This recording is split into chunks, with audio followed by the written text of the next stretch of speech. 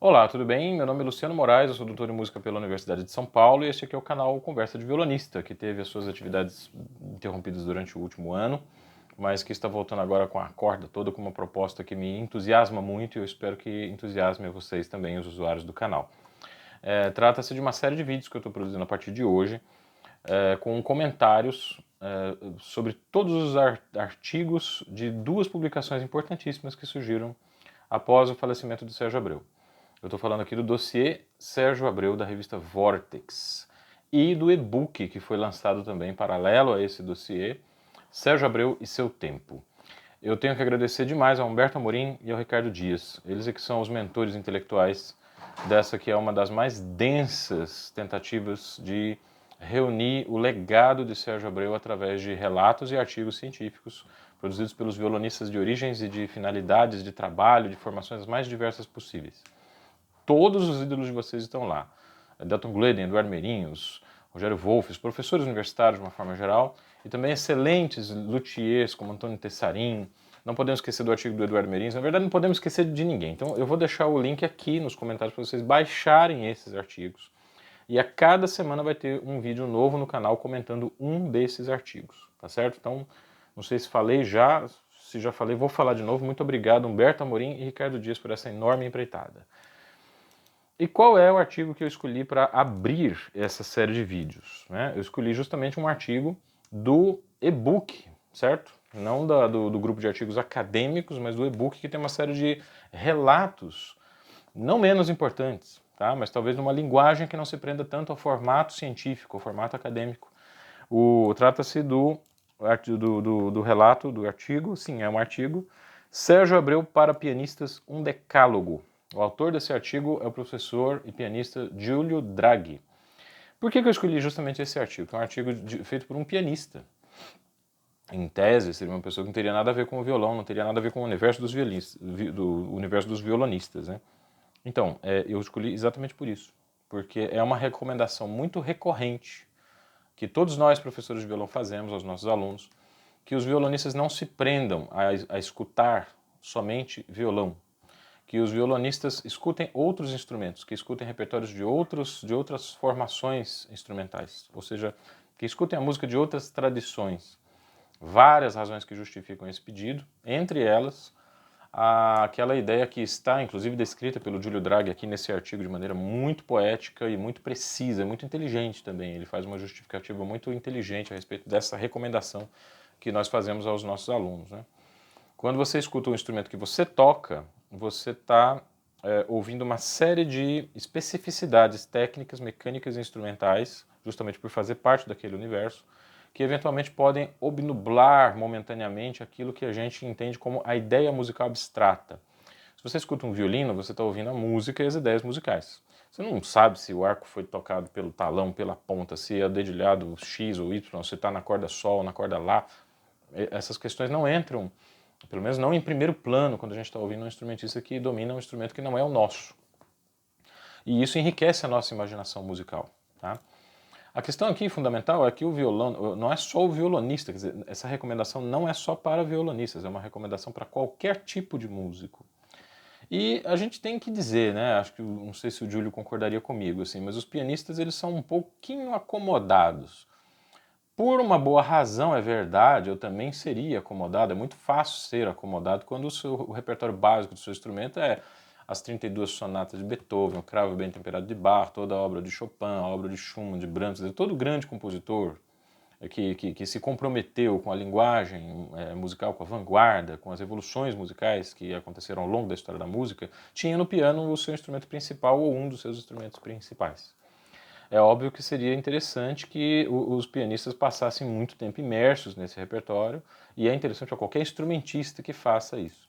Mas, enfim, a gente precisa fugir das acomodações e os pianistas precisam sim buscar escutar outros instrumentos e outros repertórios para enriquecer a sua imaginação, da mesma maneira como nós violonistas somos recomendados a fazer em relação ao repertório do piano. O que a gente não imaginava é que nós tivéssemos um professor de piano tão entusiasmado pela arte de Sérgio Abreu. Ele é categórico em afirmar a gravação. Sérgio Abreu interpreta Paganini e Sor, que é um disco solo que Sérgio Abreu lançou em 1982, contendo obviamente, o repertório, são 9 estudos de Fernando Sor e a grande sonata de Niccolò Paganini, Giulio Draghi reputa esse disco como algo que tem muita coisa para ensinar aos pianistas. E ele enumera 10 pontos através dos quais esse ensinamento pode acontecer. Ou seja, é um motivo de muito orgulho para a gente, porque nós violonistas somos um pouquinho frustrados, né? Com uma situação que é a seguinte: a gente ouve falar das grandes revoluções da história da música, né? Mas quando a gente entra nos conservatórios e universidades e começa a ver o desenvolvimento da história da música, a gente ouve e lê e analisa e tem aulas de repertórios os mais diversos possíveis, mas pouco se fala do repertório de violão. Então a gente tem sempre essa ideia de que o violonista caminha um pouco à margem. Como o nosso repertório é de segundo escalão, é muito fácil a gente ser tomado pelo preconceito de que nossos intérpretes também o são. E isso, enfim, é uma coisa que tem que ser afastada totalmente, e para isso as universidades precisam incluir nos seus currículos, inclusive, uma apreciação geral das obras de outros instrumentos. Seria interessante que isso acontecesse. Enquanto isso não acontece, a gente aproveita o artigo do Giulio Draghi para perceber como ele foi iluminado pelo brilho do Sérgio Abreu. Tá? E essa é uma ideia profundamente hermenêutica e alteritária. Alteridade, olhar o outro e permitir que o brilho do outro me ilumine. Essa ideia nos remete muito ao conceito de Hermes, o conceito do deus Hermes. Hermes não é um conceito, é uma divindade mitológica, que se refere a um deus que Hermes Trismegistro ouviu, compreendeu e foi capaz de transmitir a mensagem dos deuses para os seres humanos. Não é à toa que Hermes é o padroeiro dos ladrões, dos comerciantes, e ele habita as encruzilhadas, que são os lugares onde as pessoas tomam a decisão em relação aos caminhos a serem seguidos. Ele é o santo padroeiro dos viajantes, das pessoas que empreendem uma jornada de conhecimento, uma jornada de transformação da própria personalidade, da própria maturidade. Hermes é tudo isso, o intérprete por excelência. Todo intérprete, alguém que ouve uma mensagem, consegue compreender essa mensagem, elabora algo para transmitir a outros, está sendo um pouco Hermes. E esse nosso Hermes, deste momento, que é o Giulio Draghi, trouxe a nós um relato maravilhoso em relação a como o brilho de Sérgio Abreu ilumina ou pode iluminar a formação dos pianistas.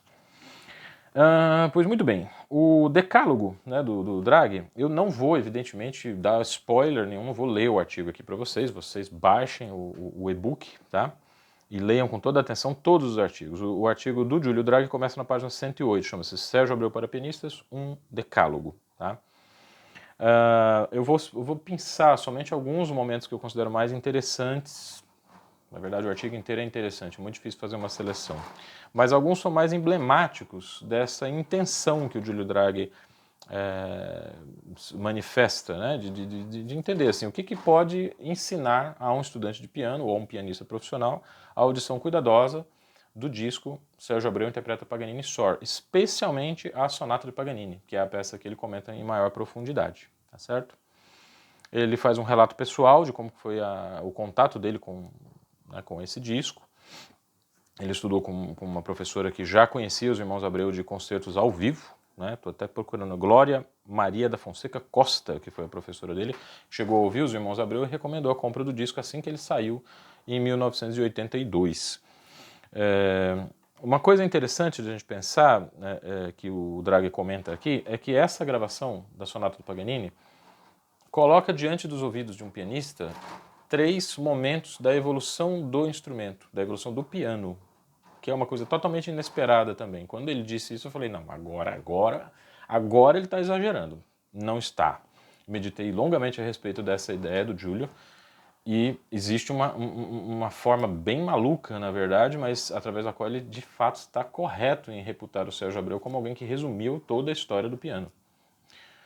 Ele está falando aqui de 3 momentos bem específicos, nos quais vigorava 3 instrumentos muito diferentes, cujas características e possibilidades foram então reunidas no piano moderno, embora com algumas perdas, mas dito de maneira muito resumida, muito geral, foi mais ou menos isso que aconteceu. Falamos aqui do clavicórdio, certo? Que era um instrumento que não tinha praticamente volume nenhum, ele podia ser escutado dentro dessa sala e a gente teria que aguçar os ouvidos, tinha realmente muito pouco volume. Mas ele tinha uma construção que permitia, por exemplo, vibrato e separação de planos sonoros. Por isso que Bach e Carl Philipp Emanuel Bach recomendava todo tecladista que estudasse clavicórdio também, para desenvolver uma certa acuidade, uma sensibilidade nos dedos, né? e assim pudesse trabalhar com essa sensibilidade nos instrumentos de teclado disponíveis na sua época, que não faziam dinâmica, mas que requeriam uma sensibilidade, uma escuta e uma maturidade artística muito grande, que, segundo esses caras, só podia ser adquirida através da prática constante e persistente do clavicórdio. A outra etapa do desenvolvimento do piano é o cravo. Né? O cravo, que era um instrumento que, apesar de não ter dinâmica, a gente sempre fala isso quase como se fosse um negócio meio pejorativo assim, para o instrumento, mas isso não significa que ele não tivesse nuances expressivas. Né? De qualquer forma, a luta dos fabricantes prosseguiu até que eles chegassem a um sistema combinado de alavancas, né? que podia fazer gradações de dinâmica. Esse sistema combinado de alavancas faz com que o teclado funcione quase do mesmo jeito que um dedo humano. É muito interessante isso, que a indústria do piano desenvolveu as teclas de maneira que elas pudessem transmitir as cordas a todas as nuances de que os instrumentos de cordas dedilhadas são capazes. A partir disso, nós temos um panorama, né, da maneira como o instrumento se desenvolveu ao longo dessas 3 etapas, e o Giulio Draghi afirma categoricamente que na audição da sonata do Paganini a gente percebe essa evolução. Né, a gente percebe essa evolução. A gente percebe o Sérgio Abreu utilizando a gradação de dinâmica, a sutileza de toques, e a condução de todo o seu fraseado, o estabelecimento de planos, o tratamento da diversidade de timbres e de intensidades em notas repetidas, o aproveitamento de ressonâncias naturais do violão na mesma direção em que os pedais de sustentação do piano foram pensados para operar, né? E uma série de outras coisas que vão nos dando uma impressão de que nós violonistas somos realmente um bando de imbecis, né? Que a gente tinha todo esse material, esse manancial à nossa disposição, e o que a maioria de nós acabava escutando era: nossa, que rápido que o Sérgio Abreu toca, né? Quer dizer, existe uma sofisticação artística extremamente profunda ali, que talvez fosse necessário um ouvido como o do Giulio Draghi para perceber. E a gente agradece muito a ele por esse artigo. Único artigo do dossiê da revista Vortex e do e-book que não foi escrito por um violonista. E talvez exatamente por isso ele abre toda uma nova possibilidade da gente escutar de novo esse disco, mais uma vez. O disco está nas plataformas, tá? YouTube, tudo, vocês podem ouvir tranquilamente. Ali pela página 115, o autor do artigo, Giulio Draghi, ele dá um exemplo bastante interessante de como que o Sérgio Abreu organiza o que entre os pianistas eles chamam de voicing. Tá? O Giulio não usa essa palavra, mas eu vi em algumas fontes essa ideia, não tem um correspondente exato em português, mas a gente poderia traduzir muito assim, a machadadas, a organização do equilíbrio interno das vozes de um acorde. Né? Voicear, quer dizer, dar a cada nota de um acorde uma voz específica que precisa ter um timbre, precisa ter uma dinâmica, precisa ter uma presença específica, dentro da qual aquela nota individual contribui para a percepção do global ou total do acorde. Ele cita o compasso 84 e o compasso 182 da Grande Sonata do Paganini, né?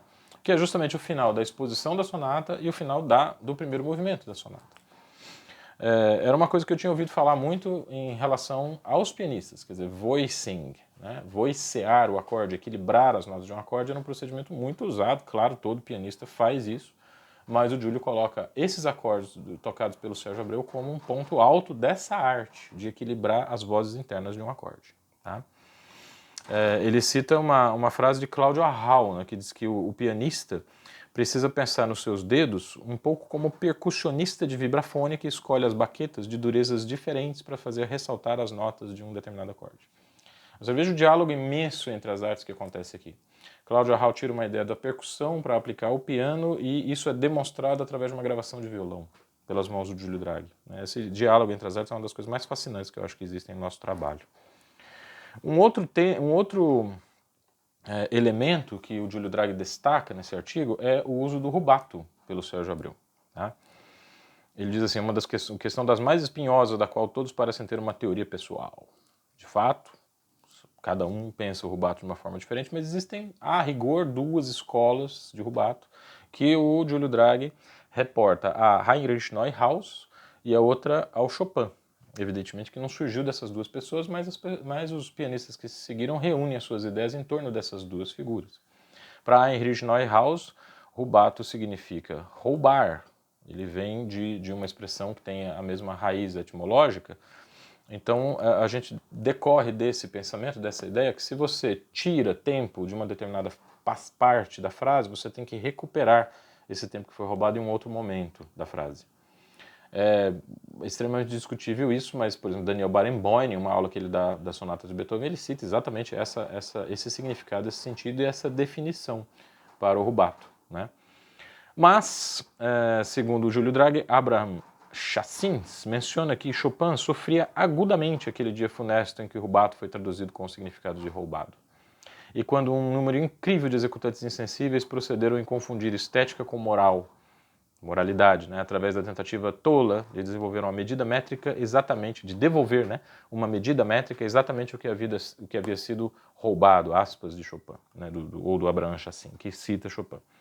Para essa forma de pensar o rubato, aquilo que foi roubado não pode ser devolvido, né?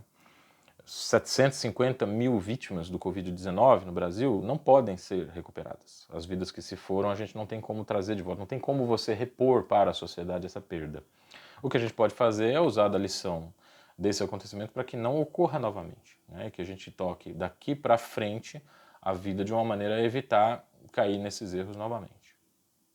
O rubato de Sérgio Abreu é particularmente esse tipo, em que você suspende momentaneamente a frase porque acontece alguma coisa importante ali, ou do ponto de vista da harmonia ou da estrutura, né? E essa suspensão cede lugar a um retorno ao tempo inicial, o que é muito mais difícil se você for parar para pensar. Porque uma coisa é você ligar o metrônomo e manter esse metrônomo ligado, você faz o rubato e retorna ao ponto do metrônomo. Internamente você também pode ter uma referência imutável e inventar ritmos com micro-alterações que possam se encaixar dentro daquela concepção de rubato. Mas alterar o próprio pulso, o próprio tempo básico e depois retornar a ele, isso aí já é uma coisa um pouco mais, um nível um pouco mais avançado, né?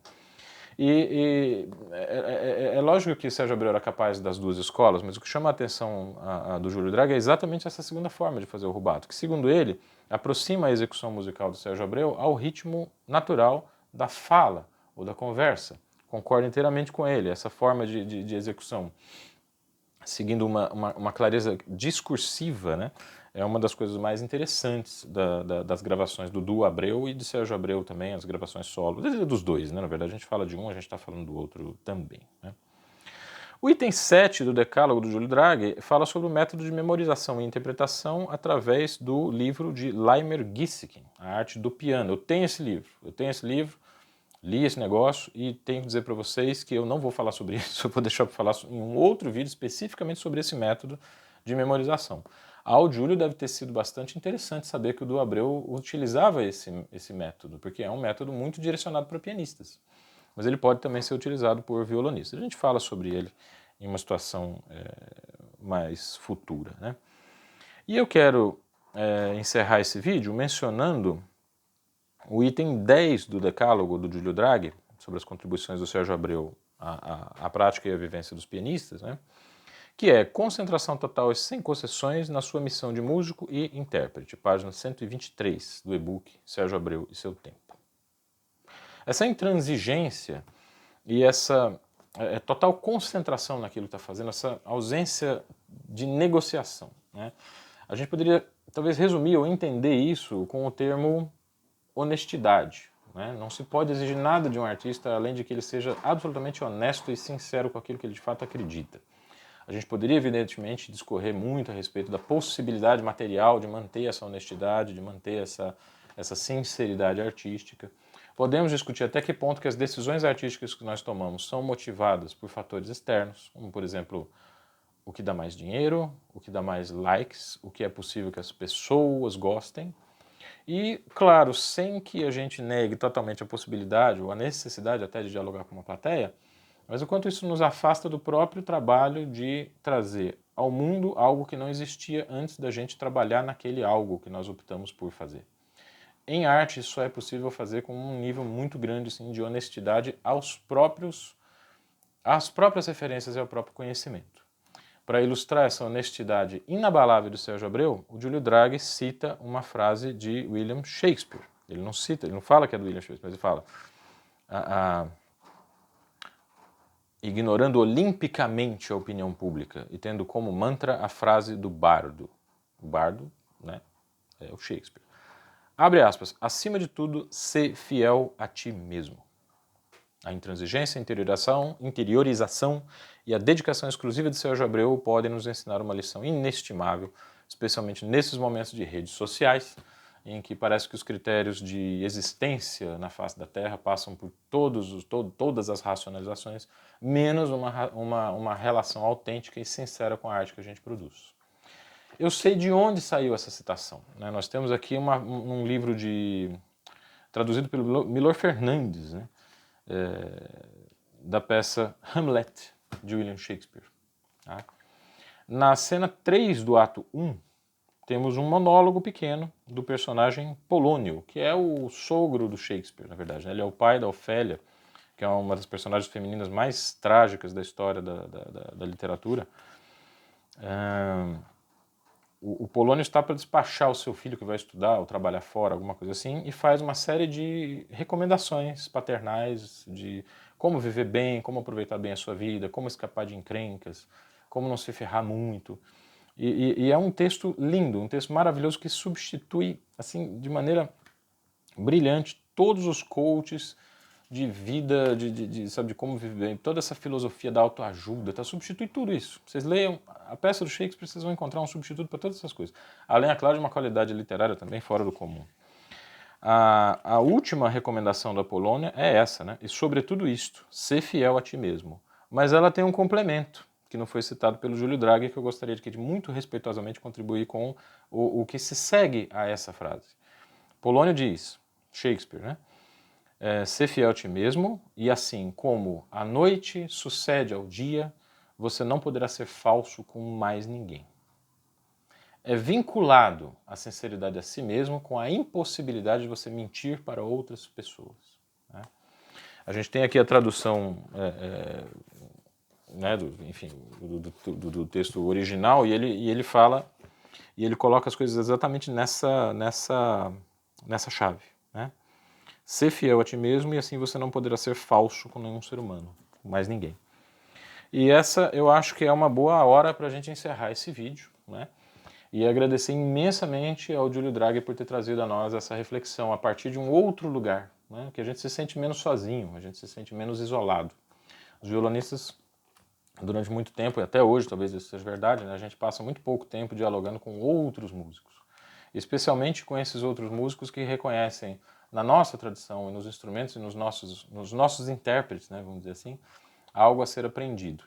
É a partir daí que a gente inicia de fato uma verdadeira troca, que é a característica principal das vivências artísticas. Nenhuma vivência artística pode ser pensada sem troca.